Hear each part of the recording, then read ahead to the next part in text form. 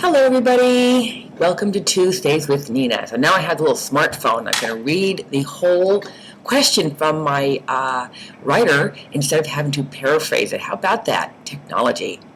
My partner and I have been together for nearly 3 years. We are a young couple, both in our early 20s, and are very happy to be with and around each other. We are in love. Our sex life has been slowly becoming less and less throughout our relationship, which I certainly expected once our initial infatuation eased into day-to-day life.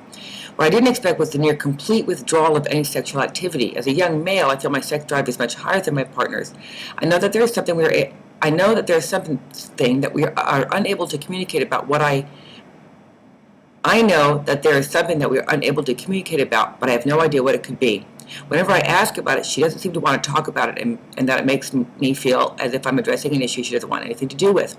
As time goes on, we have less and less sexual activity. Currently, we have sex about once or twice a month, as there's no sexual activity outside of this, which has been the standard for about a year. I feel she doesn't want anything, and now feel guilty even when I ask her to get me off. The last time I asked was a month and a half ago. Her reaction was to completely shut down her emotions and more or less just stare blankly across the room. I wonder if there's been trauma in her past, but she won't answer such questions, and so it goes. I get really frustrated and masturbate because I refuse to make her do something she does not want to do. My impression is often that she does not want to let me get me off, or have sex. Meanwhile, I try not to blame her or myself for any of this frustration inside of me. The bottom line is I feel ever more horny, and she seems less interested despite saying the exact opposite. And here's my problem. I'd ask for advice. How should I approach this situation? For myself, within our relationship, what ways can we find a more balanced and healthy sex life? Is it completely abnormal for a young couple to be in a situation like this? Thank you in advance. Oh, golly, Matt. First, I will say that what I can say here in 5 minutes is not going to be the answer to your question. But from my understanding from what you said, it's serious. It is not common for couples in their 20s who claim they like to be around each other and claim they love each other for one partner to have no sexual interest. So my experience, both personally as well as with other people, is that the more defensive a person gets about an issue, the more close to home you're hitting. The more painful it is for them, the more embarrassing, the more difficult, the more uncomfortable it is for them. And so I call it the wet kitten response. You're trying to save the kitten, and all it wants to do is scratch your face. So you have multiple issues going on here, but the biggest one, of course, is communication. And if the love is real, as you say, it sounds like it is from your side. You're not cheating on her, and you're not causing a fuss, but there is a point where your needs are important as well, and your need for emotional intimacy, your need to feel welcome, your need to feel desired, your need to feel reciprocal sexual attention from your partner is completely normal and understandable, and you get to have it too. Just because you fell in love a couple years ago doesn't mean that feeling maintains itself all along. Continuing sexual intimacy of a pleasing variety is what keeps the gas in the tank of a relationship. And you don't want to get to the point where you are literally running on fumes, and then you have a big blow up, a big breakup, and then you're angry at each other, can't be friends anymore. So continue masturbating as you need to relieve the tension, so you don't walk around also frustrated. And see if you can get your partner to enter counseling with you with a licensed therapist or counselor, because I don't know what's going on. I don't know your girlfriend. I don't know her issues. I don't know how you relate to each other, but something is clearly not right at home.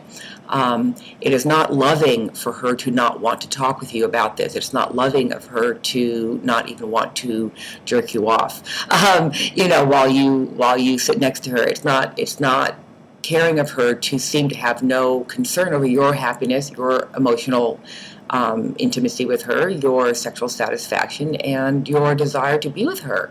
Most people want our partners to desire us. That is one of the signs that we're loved.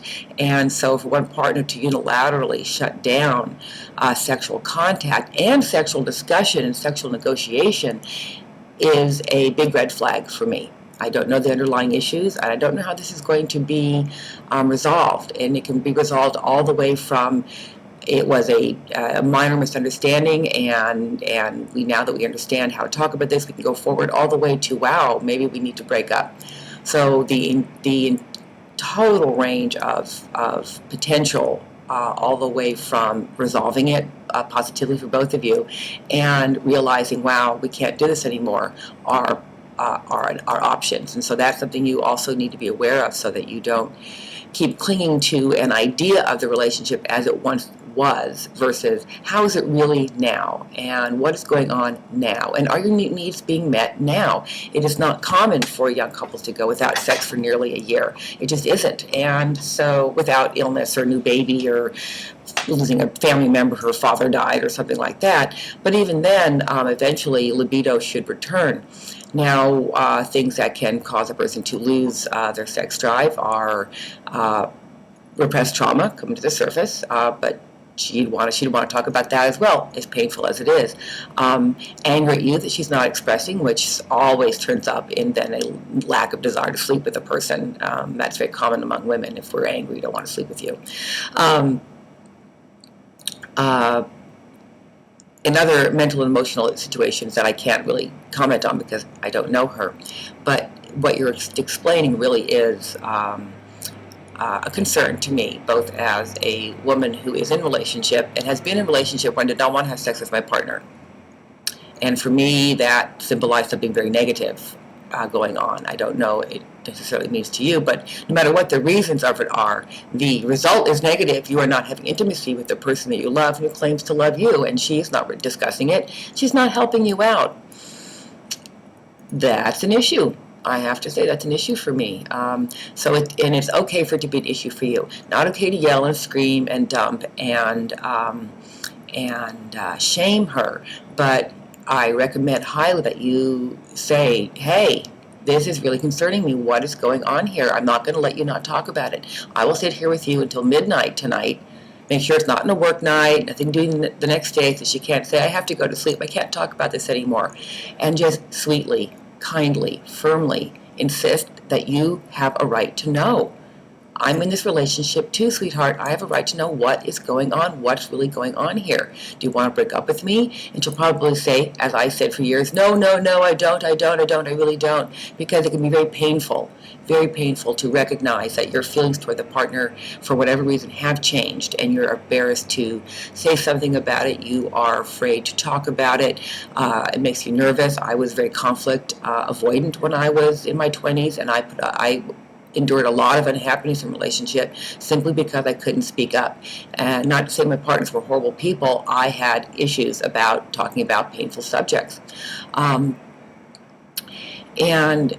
I would get very defensive, and I would off-put it, and I would insist that everything was fine, but things were not fine. And so every time she comes back at you with things are fine, I'm fine, and you can say, well, the facts on the ground don't support that statement. What am I supposed to do? Help me out here. Things are not fine. We're not making love. Yet we say that we love each other. What is going on, sweetheart? What do you need to tell me? Tell me. I can handle it. I'm a big boy. What's going on? The secret to this kind of conversation, which is very difficult to do, I'm not going to lie, is to, as best as you can, remain calm and caring, as she may or may not get more and more angry, off-putting, defensive, hostile to you, because when we get close to painful truths, it is very hard for us to admit what's really going on, and we don't want to, and so we push and we flail and we push away getting close to the truth, because then we can no longer be in denial, and many of us love being in denial. Denial is a very more comfortable place than truth, and I speak to that as someone who lives such a life for very many years, so I don't deny that you have a big issue in front of you. I don't know what the outcome is going to be. It's going to be painful and difficult to talk about this. There will be tears. There probably will be raised voices. There will be unhappiness, which may resolve, and you may become closer than ever.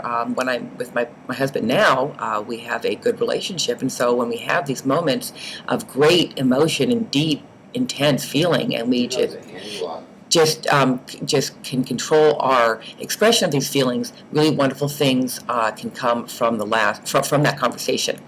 So in closing. Be clear about what you need. Don't back down from what you need in your feelings. Be kind, be generous, be patient, be insistent. And if you need to get outside help, do so. I'm Nina Hartley. This has been Tuesdays with Nina. And you can send your questions to tuesdayswithnina@gmail.com. And the lovely Miss Victoria will forward them to me. Until next week, have a nice time. Bye-bye.